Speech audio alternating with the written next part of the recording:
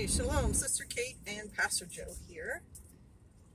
As I said in my other video, I've been thinking about the fall of Kabul, and I did a video that's uploading right now about it on one aspect. Another aspect is something I don't think many people are talking about online, and it occurred to me as soon as I heard Kabul had fallen and Afghanistan was going to be back in the hands of the Taliban, which for people who were born 20 years ago, they really don't even understand the length of conflict that's been going on in that country since 300 BC when Alexander marched through there. And lost. The British were there, I think, late 1700s, 1800s. Turn left. Oh, that's you. That's okay. I got it. And the only way that the British didn't get completely obliterated, because some of their units did, was because Sikh warriors were the only ones who could fight the Pashtuns effectively. So the British got defeated, and so on, and so on, and so on. Turn left onto West US 62. So Russians. the Russians, for whatever reason, went in there. And Afghanistan has one thing that the world cares about, and it's poppies. They grow poppies there. So that means opium, right? It's the raw goods for opium, heroin. And for whatever reason, the Russians went in there. I think probably because it was a protectorate, right? Under the Soviet Union. It was a socialist. It's part of the USSR. Yeah, it was part of their They also their have network. lithium there.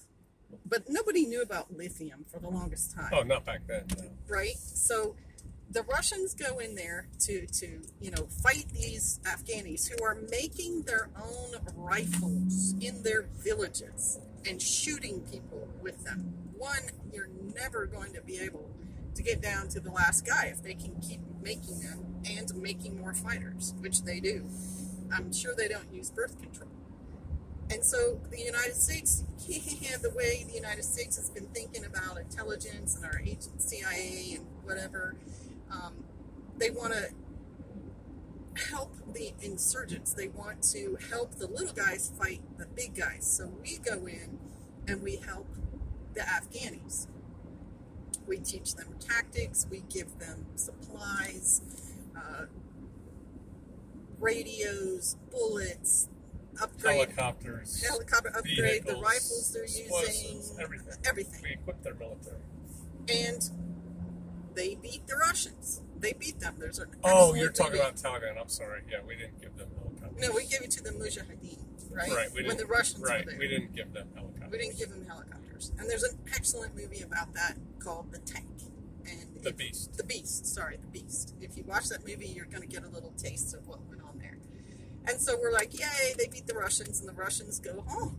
And then it's just sitting there for years, and then 9/11 happens, and our government, this is who makes these decisions, people, not the military, decides we need to punish the Afghanis because they will allow Al-Qaeda to train in their country. So we're going to go into Afghanistan. And when they decided that, our country decided that, my husband and I both just shook our heads and said, stop.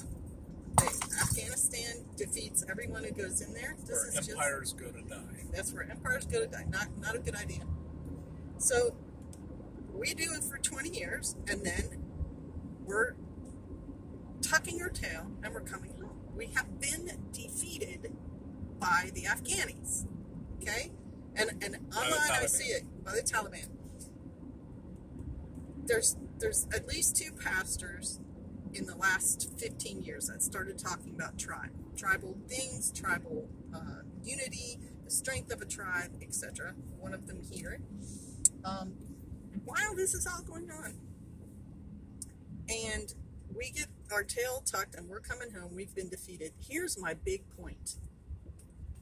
The Afghanis, the Pashtun, the medieval era. Okay, not medieval. Now we're like Revolutionary War era. Well, not now. Now they're 21st century. Hill tribesmen wearing sandals and pajamas have defeated 2 out of 3 major superpowers in the the world. Think about that for a minute.